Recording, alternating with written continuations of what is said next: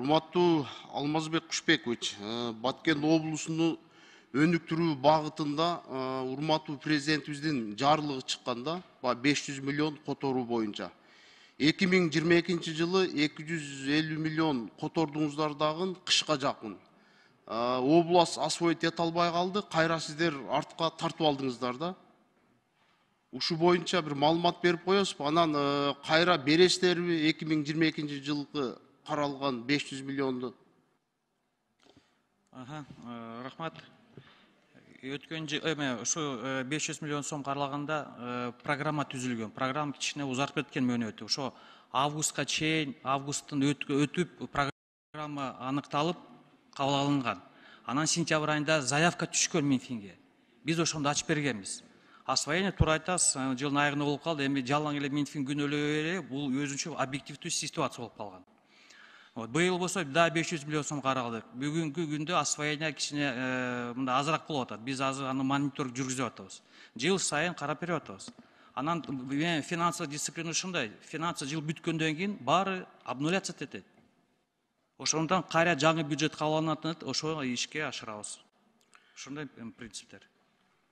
Туура айтасыз, биз сизди күнөөлөгөн жокпуз. Урматтуу Алмазбек Кушбекович, бул 500 миллиондун багытын өзгөртүш керек болуп атат да.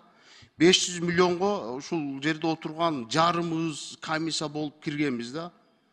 Область коркуп атат, освоить эте албай жатат. Биз бүт комиссиялар жокко чыгарышыбыз керек да.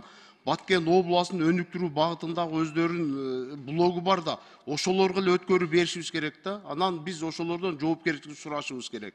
Ушу боюнча айтып койсоңуз. Жок, бул бюджеттик каражат, аны банкка биз чыгара албайбыз. Банкка эмес, администрацияга бериш керек. Обул администрацияда эми экономический блок бар да. Комиссия көп болуп атат, акимдер, мэрлер коркуп атат ошол акчаны освоить эткенден. Şu урматтуу депутат, бул программа негизинде алар колдонуп атпайбы? Программа негизинде. Жок, мен түшүнүрө албай жатам сизге, же сиз мага түшүнүрө албай жатасыз да. Бул багытын өзгөртүш керек болуп атат. Комиссия көп болуп атат, ар бир министрликтерден болуп атат. Биз эми акчаны бөлүп берип эле өздөрүгө берсек, өздөрү иштеп чыкса жакшы болот эле. Чоро Сейитович, сиз айтып коюңузчу, мына ар бир жылда 5 жолу, 6 жолу. Рысбек Исламович, мен сизди түшүндүм. Сиздин оюңузду түшүндүм. Мен дагы сизди толугу менен колдойм. Комиссияны жок кылыш керек деп атасыз да, туурабы? Андан кийин облус администрацияга өзүнүн эле өнүктүрүү фондко берип, полномочияны. Алар өздөрү теги карап, өздөрү багыт менен бөлүп иштетип кетерсин деп атасыз да. Ошондой ушуну карагылачы положениясын. Положение абдан оор болуп атат. Акимдер, мэрлер коркуп атат. Акча бөлүнгөн менен алар освоить эте албай жатат да. Жоопкерчиликтен коркушуп атат. Рахмат. Эске алабыз, жаңы эмесин иштеп чыгабыз. Эске албай эле иштеп чыгыш керек да. Иштеп чыгабыз, хорошо.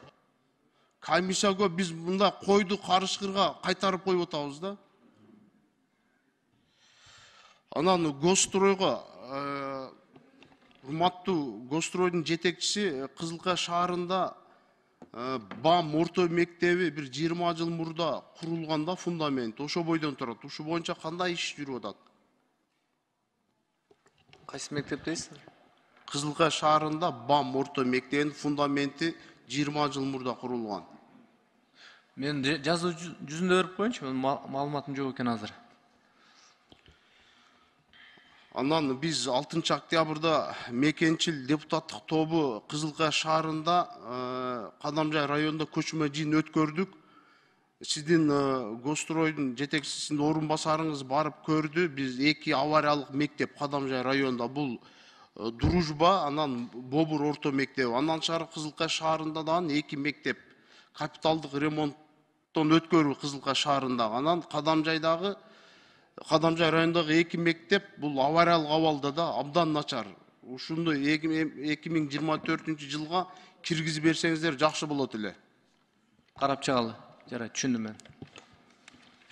Бакыт Эргечевич, жана Кызылкая шаарында Кулатов көчөсүндөгү үйлөрдүн газы азыркы күнгө чечиле элек да. Сиз жакшы эле тапшырма бердиңиз эле го. Элдер кайрылып атат. Бетондон жасалган үй экен, абдан суук болуп атат. Эч бир шарт Рысбек жок. Исламович, ал жерде Кызылкияда Кулатов көчөдөгү эки үйүбү? 4 үй бар. 4 үйү. Эми баягы Газпромго карайт экен. Газпромго биз айттык. Бул жерден чыгып дагы айтайын ага, тиги Арзыматка. Айтып коюңузчу ошону. Хорошо. Урматтуу Бактусенович, мен сунуштаган мектептерди бүгүнкү биздин чечимге киргизип койсоңуз чоң рахмат. Албетте эске алабыз.